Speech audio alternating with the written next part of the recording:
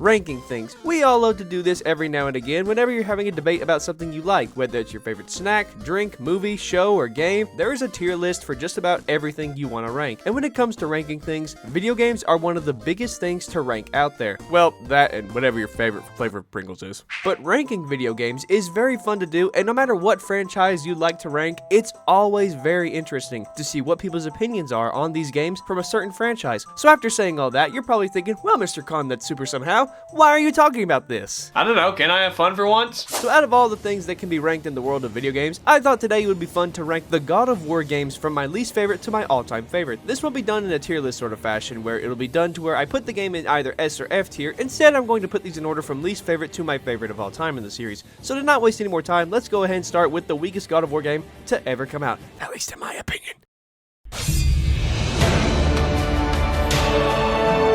Alright, let's not beat around the bush on this one. Ascension freaking sucks, man. This game has a lot that it just doesn't do right. From the out-of-order paced storytelling to the amount of bugs, audio issues that really shouldn't be a problem, and there are a number of other issues as well. The combat is changed up a lot in this game too, especially where this is coming up after 3 and Ghost of Sparta, where the gameplay absolutely reached its peak. Here, they change up half the move inputs, and also just so many other things as well. Like, sure, yes, some of the ideas I can think are pretty cool, but really, why the change when God of War 3 already established with what the franchise can really succeed at with its gameplay, especially with the combat? It's just a really bizarre change that really kind of takes me out of the game, really. But I will appreciate some mechanics like grappling onto enemies and stuff and attacking them. That right there is a pretty neat idea, but it's kind of hard to appreciate that when the rest of the combat isn't really all that good. But to really talk about in terms of the franchise with this game coming out, this was not really needed at all. The series was already well wrapped up with 3, and also there were 2 other prequel games that worked perfectly fine, but this one just isn't it at all. This game is a prequel game to the first game,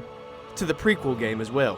If that doesn't make sense, pretty much there's a first game, then there's Chains of Olympus that's a prequel to the first game, and then there's this that's the prequel to the prequel of the first game.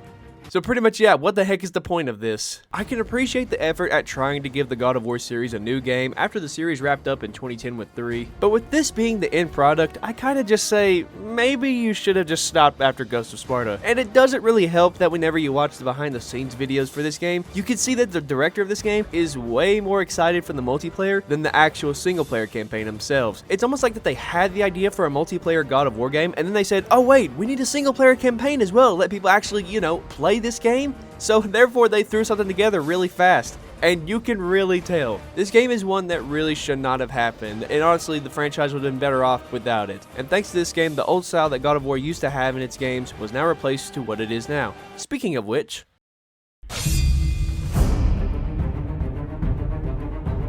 alright, I know this might be a bit of a hot take, but coming up next in the least favorite category is God of War Ragnarok. Now I want to get something clear real quick. I like this game. I do. The story is nice. The gameplay is improved upon since the last title. The Valhalla DLC is amazing. Ragnarok is great. However, while there are some goods, there are a number of things going back and looking at it that are not so great. One of the things that makes God of War Ragnarok so hard to play is how long this game can be. Not that I have a problem with long games. No, on the contrary. One of my favorite games of all time is Sonic Unleashed, and that game is a very big game. So it's not that this game is a big, long game. No, there's 2 things that make it bad, and that is the long, horrendous pacing and a lot of game padding. Like, there are a great number of times where the game's pacing really takes you out of it. I've already said my piece with walking simulator games before in the past in these 2 videos, but when it comes to the quote-unquote deep story-driven segments, it just comes off as really boring, and you're just holding forward for like 20 minutes while you listen to Atreus and Agrabota say words as they ride a cow type thing.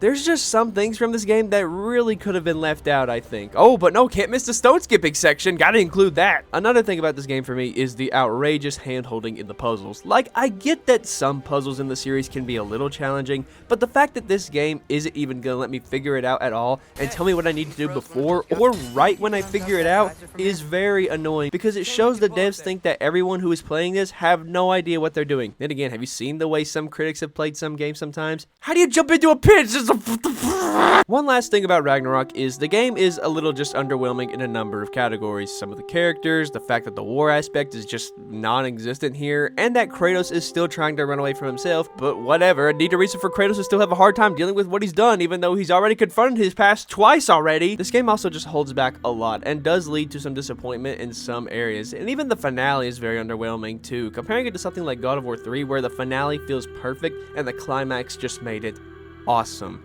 This is just lacking here in Ragnarok. All in all, is Ragnarok the worst God of War game? No, we talked about that a few minutes ago. But this game definitely has its issues in retrospect. While it has its issues that haven't talked about by many, it's still a decent time. The gameplay is a step up, and I really do love how they portrayed Odin in this game as different to Zeus, making the two leaders different in these two pantheons. I did like that. And overall, the game is just a decent game to say the least about it, but it's still far from the best at all.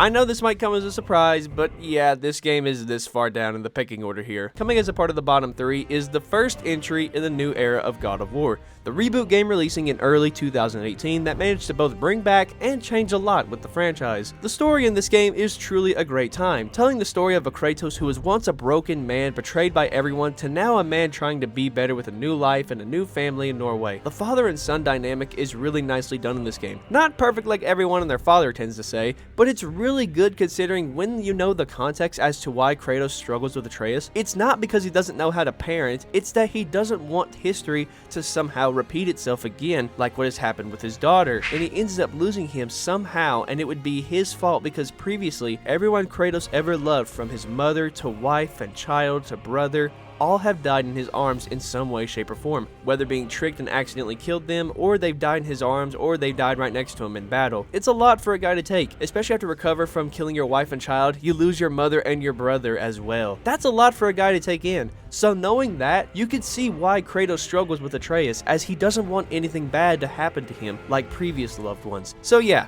I really do like the story here. It does a great job, but that's just one side of the game. The other side of it is the main gameplay. And yeah, you know where this is going probably. I'm sorry, but the gameplay of the game isn't really my favorite. Again, I've talked about it before in the past, but to summarize, I'm just not the biggest fan of the over-the-shoulder walking simulator style of games. While it isn't terrible or anything, it's just not entirely my cup of tea.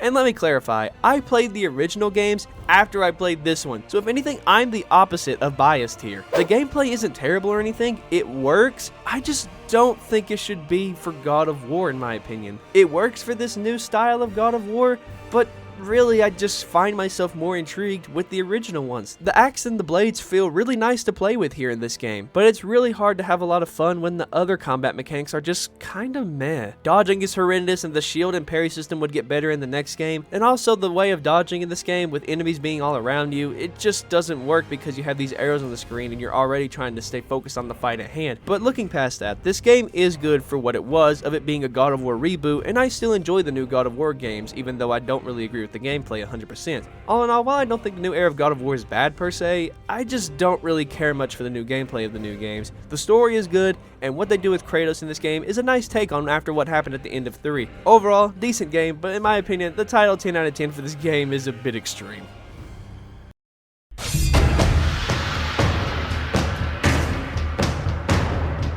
Alright, now we're getting into the good stuff. Up next was the first PSP God of War game releasing in 2008, being God of War Chains of Olympus. This game is a whole lot of fun, especially for it being a PSP game. This serves as a prequel to the original God of War game that released in 2005, and this does a good job. This game isn't even really that necessary to play when it comes to the main trilogy, but it does fill in some gaps here and there that you'll see in games like God of War 2 and even 3 as well. Like you see here why Helios talks about a debt being owed to Kratos like he says in 3, because Kratos saved him in this game. Also, Atlas having a grudge against Kratos that we then see picked up in 2 where they meet again, and thus giving this line a whole new meaning.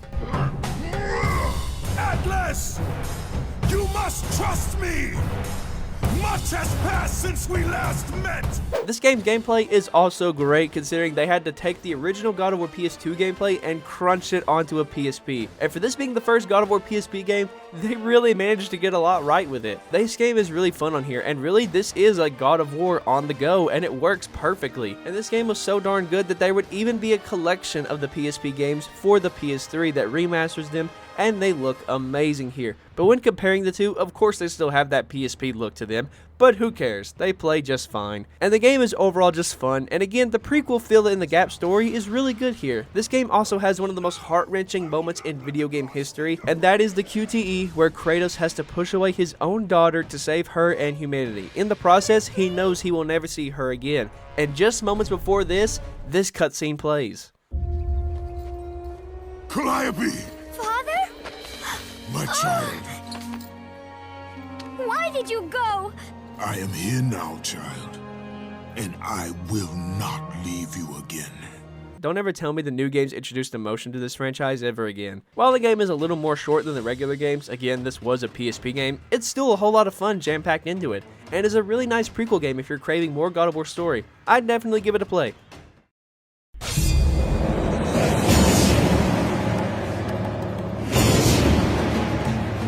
Time for the one, ladies and gentlemen. The one that started it all. The one that put this franchise and the company, Santa Monica, out on the map. That being the very first God of War game itself. What more can I say about this game? This game is truly awesome in so many ways. Its combat, the puzzles, the amazing origin story of Kratos, the locations, and so much more. This was the very start of the series right here, and man, it was a dang good start to a fantastic franchise. The story is outstanding and does a great job at telling the story of a broken man who is on a quest to not only defeat the God of War and be free of his past, but to avenge his fallen family that he himself was tricked into killing when he served the God of War. The storytelling is great in this game, from the cutscenes taking place from throughout the journey, to the flashbacks of Gaia telling the story of Kratos before he turned against Ares, and the gameplay of this game is so dang good. For this being the first game of the series, Santa Monica Studios really knocked it out of the park for this being the first one. It's not perfect, no first game is, but the gameplay like the combat and stuff still manages to hold up well to this very day. But overall, there is a great amount of good in this game. Now I know what your next question is. Why is the game lower in the order when there's 4 games left? Well, I'm glad you asked. The reason why I put this game here is because while it's really good and still holds up in a number of places to this very day, this game does have a little bit of first game syndrome. Don't get me wrong, I do like a lot from this game, but you cannot deny that the first game has its fair share of flaws. A lot of issues with this game are mainly due to its first game syndrome, like the dodge being a little sluggish, the rope mechanic from this game not being the greatest entirely, and a big one being the climbing in this game can get very tedious at times with how it functions, and while this was improved upon in later titles, it's just one of those things that didn't quite age too well in retrospect. Other things that aren't so good in retrospect are some of the scripted segments like pushing the guard up the slanted floor in the temple, some of the big balance beam sections, and the big one of them all is the one I think we can all agree on, is the rotating knife climbing section at the end of the game. While I can see the argument from some saying these provide challenge, but these can go from challenging to frustrating to flat out tedious and unenjoyable, and that's not what you want during a game. I can agree that some of the challenges here in this game are meant to give you a hard time for the sake of challenge. However, it gets to a point where on replays, you dread that one part of the game, like the knife section for example, that doesn't make you want to play it anymore because you are at that part that you dread so dearly. While this isn't a lot of stuff, they do bring down playthrough experiences by a lot whenever you replay it. You don't want to beat it for the sake of beating it anymore, you want to beat it so you don't have to deal with this anymore. And that's not really what you want to have in mind whenever you're playing a fun game. You want to beat this and be like, oh yeah, this fun puzzle. You don't want to look at it and be like, oh gosh, not this part again. You don't want to be saying that while you're playing a game. You want to have fun with it. You want to say, oh yeah, this puzzle. All right, let's have fun with it once again. You don't want to, again, just dread it. But other than those issues there, this game is still a fun time. It's fun to play through, the story is amazing, soundtrack is full of many classics, and overall, the first God of War game from 2005 is a classic in the world of the PS2 games. And if you only know Kratos from the new games, please try the one where it all started. Trust me, you won't regret it. It is truly a PlayStation 2 classic.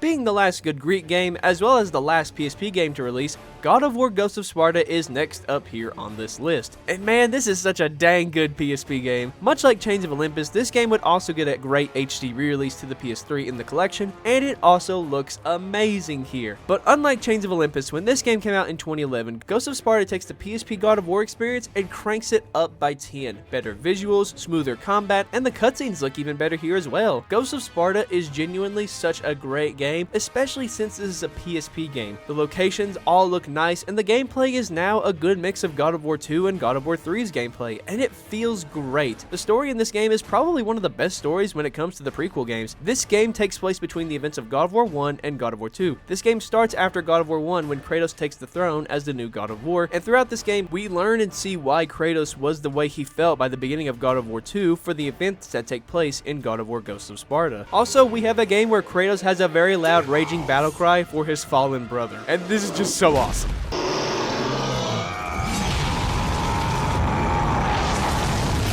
Whoa. Not too much more to say for this game other than how great of a PSP game this truly is. I know this wasn't too long, but not a lot of problems exist with this game like the other ones. Combat is amazing, puzzles are fun, and the story is truly a great tie together for in between the first game and the second game. If you haven't already, please try out this amazing PSP prequel game. It is definitely worth your time.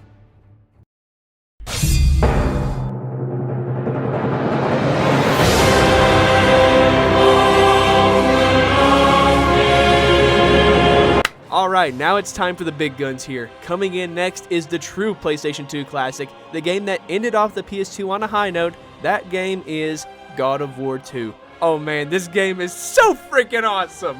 This game takes everything about the first game and improves upon literally everything. The gameplay, the combat, the puzzles, the story, the environments, and everything is so dang good. Cory Barlog, when making this back then, took everything that was not loved from God of War 1 and improved upon it and took the feedback to heart to make an amazing sequel. And that's exactly what he did. You don't like slow rope swinging? Well, kablam, man, now you're swinging with your blades. You want your blade attacks to come out faster? Bam, now they're faster now and more fluent too. Oh, you don't like climbing with your hands either? Okay, the ching! Now you're climbing and sliding and hopping with your blades now, brother. Oh, you want to go faster when climbing up on ladders? Well, guess what? Now you're hopping on ladders. This game is so awesome! Not only are most of the problems from God of War 1 improved upon by a lot here in God of War 2, but the game introduces new things here as well. A new parry system to counter attacks, weapons that are actually fun to swap between, epic magic moves, more fun bosses to fight unlike the last game where there was only 2, as well as this game even brings in the absolute best kind of replayability option, New Game Plus. Once you finish the game, you can play the game with a new save file or choose New Game Plus and play with all your upgraded weapons, full health, full magic, and other items from throughout your playthrough. Also, like the previous game, you can even equip costumes onto Kratos and play with those as well in your next playthrough. This game has so much content in it and is so much fun to play over and over again with its amazing gameplay that's been all new, refined from the first game by a lot. Much like the gameplay, the story is next level in this game too, from epic lines and moments that would be well remembered for years, making it one of the best game openings ever, to one of the greatest video game endings ever. The soundtrack here is also really amazing. Gerard Marino made an absolute banger of a soundtrack of making awesome tracks like The End Begins and the main theme melody. So many great tracks from this game that truly make this OST some of my favorite in gaming. This game is how you do a sequel to one of the most well-received games to come out. Everything is improved upon, there's no dread moments like in the first game, making replayability even better, and is just a dang good time. This sequel is by far one of my favorite gaming sequels to come from gaming, and is by far the second best game from this series. Zeus, your son has returned! I bring the destruction of Olympus!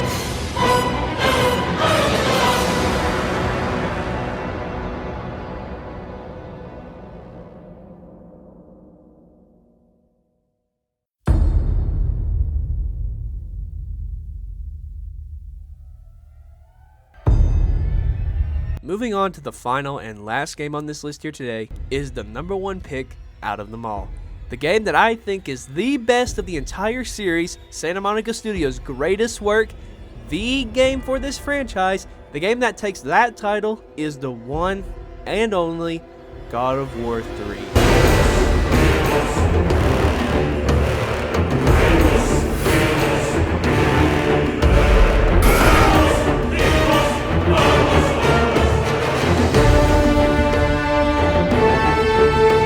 Being the third and finale of the trilogy, God of War 3 had a lot of hype for it back in 2007 after the cliffhanger ending of God of War 2. For years, fans waited for this game, and eventually in March of 2010, the third title of the series would release and become one of the biggest PlayStation 3 games to ever release. And for good reason as to why. This game was the finale of a trilogy, and God of War 3 is just that, perfectly. From its epic set pieces to thrilling boss fights, smooth as butter gameplay, chilling soundtrack, and a great story to tie everything together. Also releasing on new hardware as well to give it a graphical boost that still holds up well to this very day, made this game even more better. The devs perfectly used the PS3 in this game to make it by far the most graphically impressive game of the time. The game's gameplay is just like the previous game, except even smoother than ever before. Combat is smooth as butter, and the sound design is at its peak here. Not to mention with all the gut-wrenching and brutal fatalities to perform in this game on all kinds of mythological creatures. With the power of next gen, Kratos' brutalness is now in beautiful HD. This game even brings in a new system where alongside magic, you now have an items bar that drains whenever you use said item from the game. And this adds another layer of depth to the combat. You can use these items to keep the hits going or keep enemies in the air or hit from afar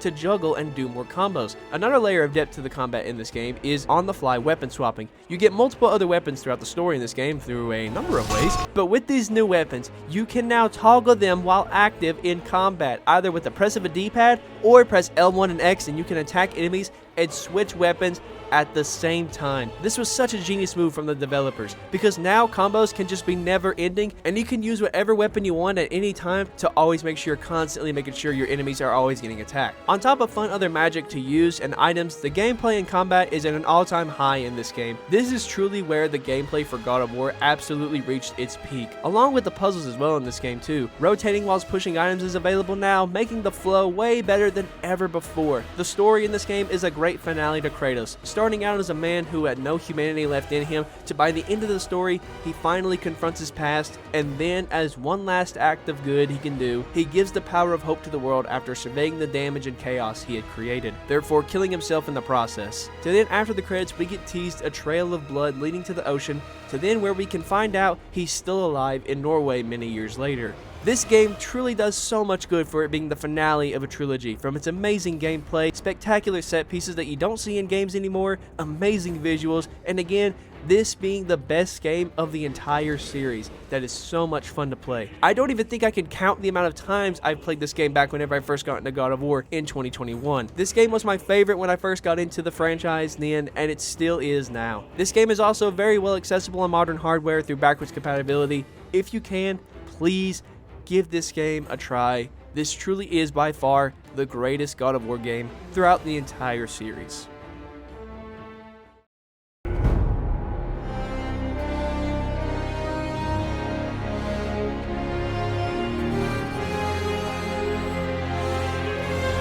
The God of War series has been around for quite a long while, to the point where it's now at multiple decades old, and the franchise is still going stronger than ever. With new games being released, the fan base is bigger than ever, and just how much everyone truly loves this franchise and the iconic character Kratos. This franchise truly has made itself home in the world of iconic games and franchises, and if you haven't played this amazing series, then I'd highly recommend you give it a try. Trust me, this series is by far one of the greatest game series that Sony has ever published. Better than The Last of Us, I'll just say that. All in all, the God of War series is by far one of my favorite gaming franchises out there, and all of these games I talked about today are all so dang good, and it's really fun putting them in order from ones I don't like to ones I think are masterpieces. It's really fun. Who knows? Perhaps maybe we can do this again some other time with another franchise I love. Who knows? Now, I'm going to go ahead and answer a question that I know is on some of your guys' minds. That being, why didn't I talk about God of War Betrayal? The simple answer being, I don't have a job to play it on.